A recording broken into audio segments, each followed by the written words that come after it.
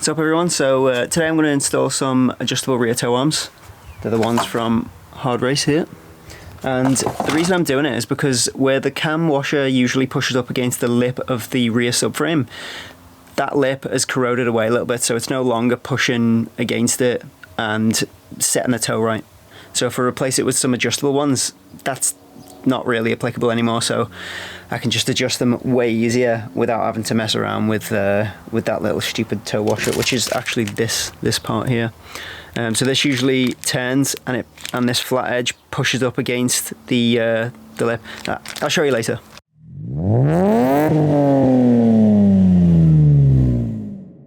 So here's everything that we're going to install. This is the adjustable rear toe arms. So as you can see, you've just got a nut either side, or a hex portion either side, and you can just, I think this is the part that screws out. This screws out here, either that end or that end, and it basically sets the length so that you can adjust the toe. It's a lot easier than doing it with these, but I have bought these anyway. This is all the part numbers that you'll need. This is the bolt, this is the plate washer, so obviously got two of each of those. Then you need this little rubber washer type thing. I don't know if you actually need it or not, but I just bought it anyway. We'll see where it is on the old parts and see if we need it. And then these are the nuts as well that you need. So basically it's going to go in one side of the rear subframe through here. And then I think this goes on the inside of here, in between the subframe, I think. We'll check it out. And then this goes on, and then the nut goes on. I know you don't need to do this for adjustable arms, but I thought, well, it's just good to have all the OEM parts on there anyway. So I'm going to jack the car up, and we're going to get to it. Alright, so the way I've jacked it up is the way that I always do it. I just jack it up via the rear diff. I put some cloths under there just not to damage anything, and then I use two axle stands at the back, and then I keep this in place, locked but slightly, eased off a little bit, just for safety. Never rely on just jack stands, axle stands, not jack stands. I always call them jack stands. Anyway, yeah. So this is how I do it. Be safe. Right, so this is what we're replacing right here. I should say that the reason I'm actually replacing the bolts in the first place and not just using the old ones is because they are quite rusted and the threads are a little bit crappy. So yeah, I'm going to replace everything.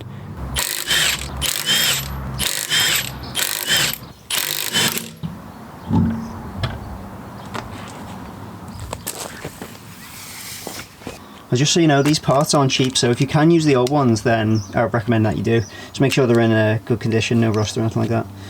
You can even zinc coat them if they're not up to standard.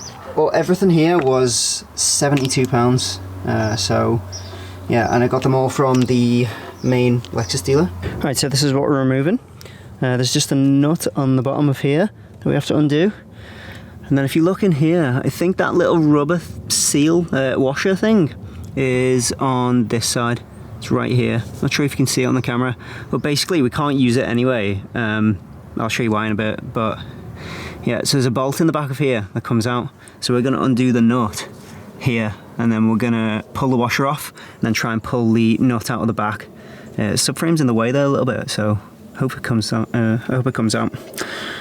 Anyway, we're going to disconnect this ABS sensor first. Actually, can this just pull out? No. Okay. Right. So we're going to disconnect that there. I think there's just a 10mm bolt here. Okay. Just remove this and then pull the bracket from the toe arm.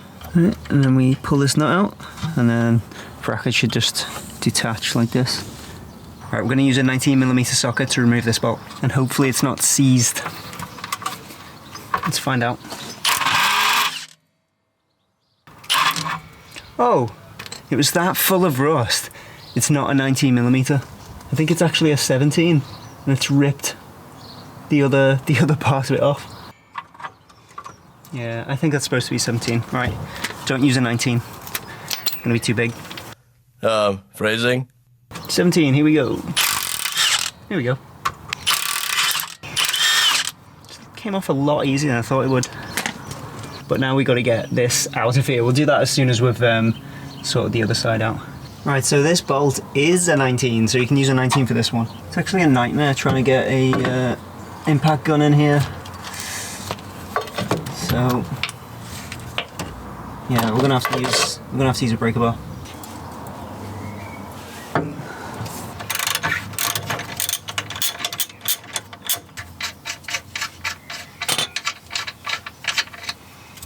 Okay, let's pull this washer plate off. There we go. And then I'm gonna probably have to hammer it through the back. Phrasing.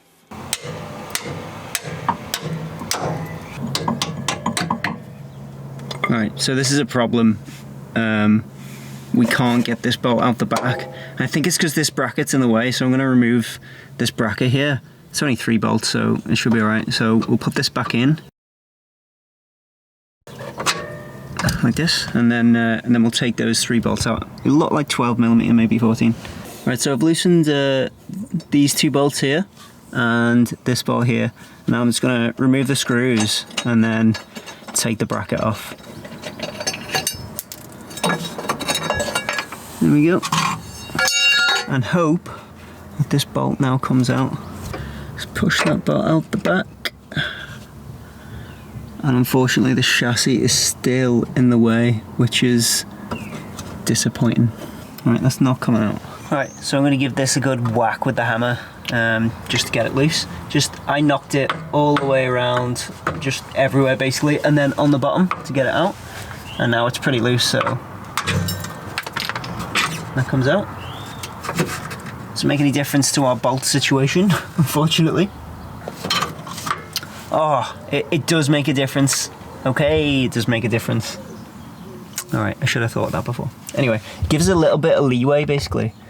And I think this is why it's been designed this way. So, sorry to Toyota. Hold on, let me flip the camera. This gives a little bit of sideways leeway here from taking this out. So it actually allows us to remove the bolt out the back. Just like that. Here we go. Ta-da!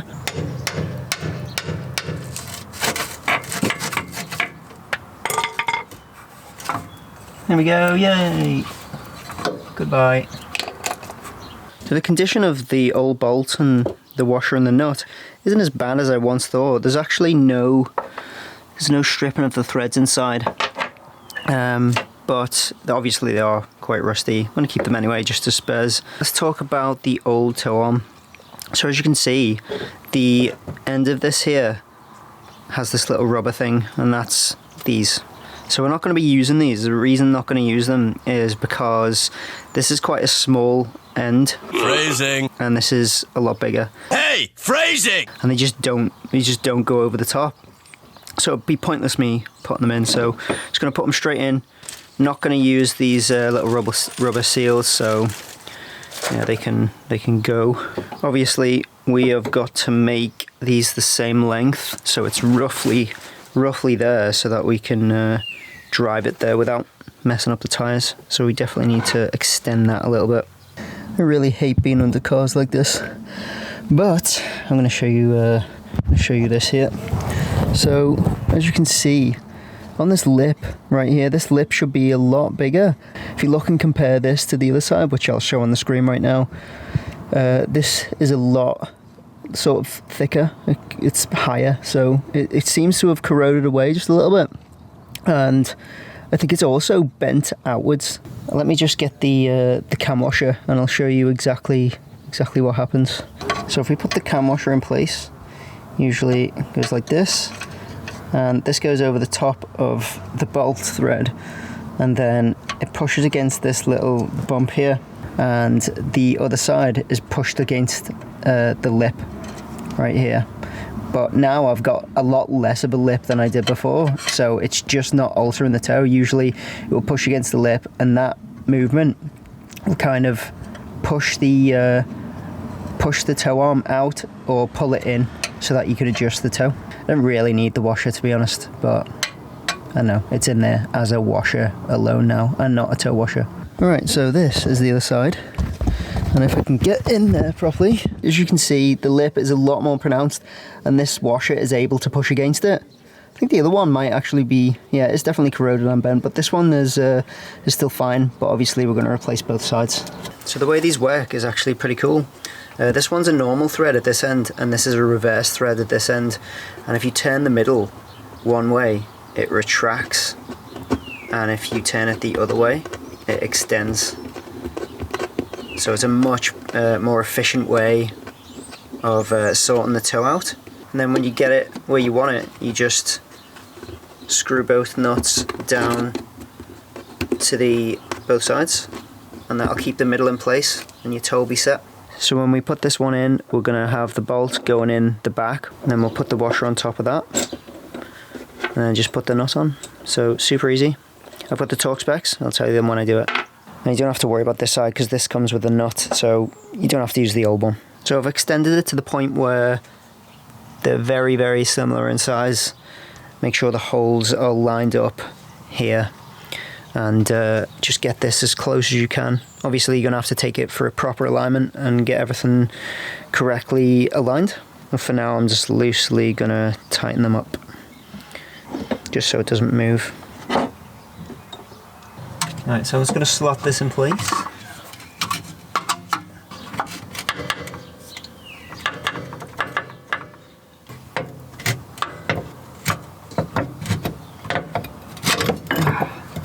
I think it might actually be possible to get this bolt out and in without taking that bracket off at the back, so give that a try first. As for orientation, the washer at the head of the bolt and the washer we're about to put on can point anywhere you want really, upwards, down, wherever you want, as long as it's the same on the right side of the car and the left side of the car.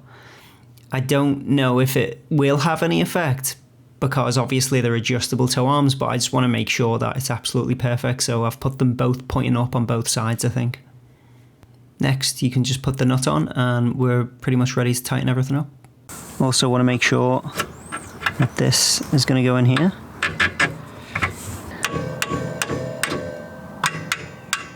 There we go.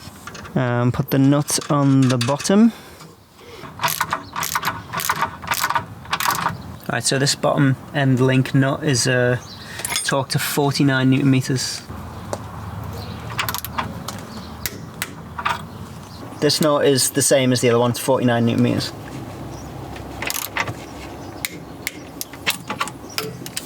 So that's the end of it really. That's all fitted in.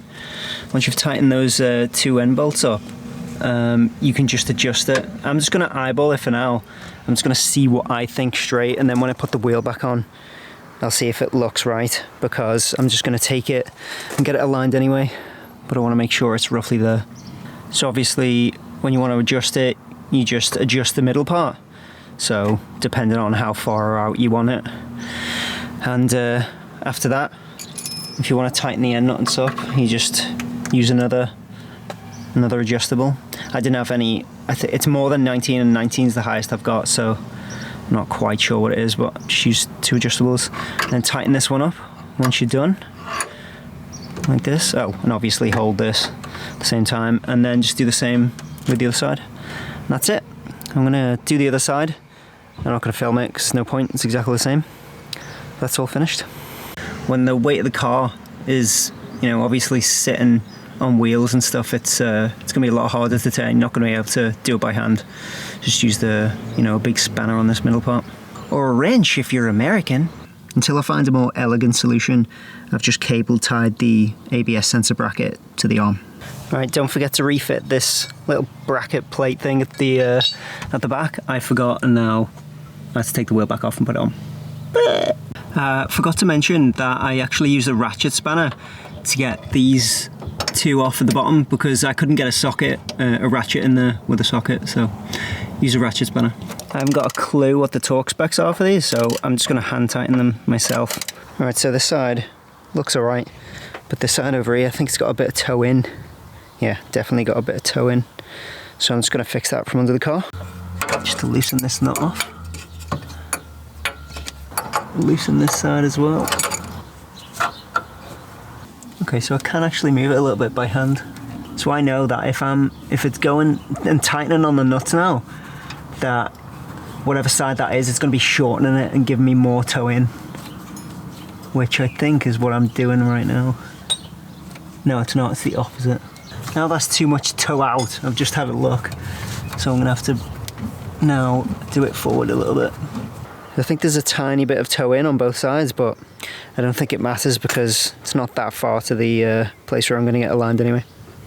So my driveway is actually on a slope, so what I should have done is block it off with a piece of wood here so it doesn't roll back. So don't make the same mistake as I did. Safety.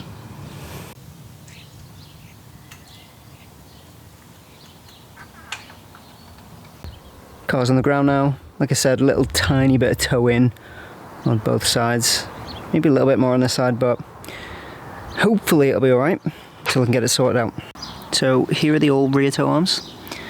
The rust doesn't look that bad outside of the car compared to when, you know, they're in there. Maybe it's something to do with the lighting, but they're still pretty bad. I mean, I'm going to have to get all new suspension parts because I cannot leave them like this. It's going to look terrible and eventually it's going to fall apart. Anyway, I am going to film the alignment again and we'll set everything up. Get the camber right as well because that's a little bit off. So yeah, next time you see me, I'll be there. Right, so we are back at downside tyres. Going to get the alignment done now. All we have to really do is check everything else, which shouldn't be too far out, and then pretty much just do the toe, which I've got it as close as I can, but we'll see how far out it is and how close I got just by doing it manually and by my eye. Yeah.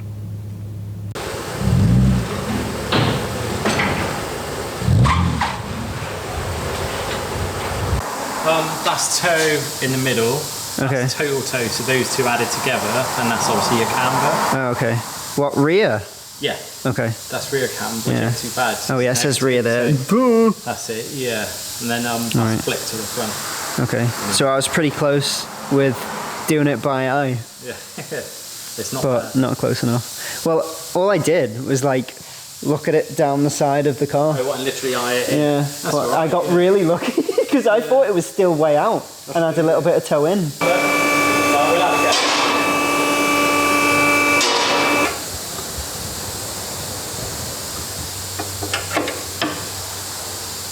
Right, so we alter it there, and then if we look on the screen, the toe will change. Alright, Simon's going to explain what's going on, why we can't get the camera any more accurate because the toe keeps it on pushing it out. Right, so basically, because the car's lowered, it pulls the top of the wheel naturally in. So we've hit the perfect spot that we can with the camber. So we're running a slight bit of negative camber, but we can't get it any better than that. If we go round any further than this, then we come off with the adjustment and we end up going miles out.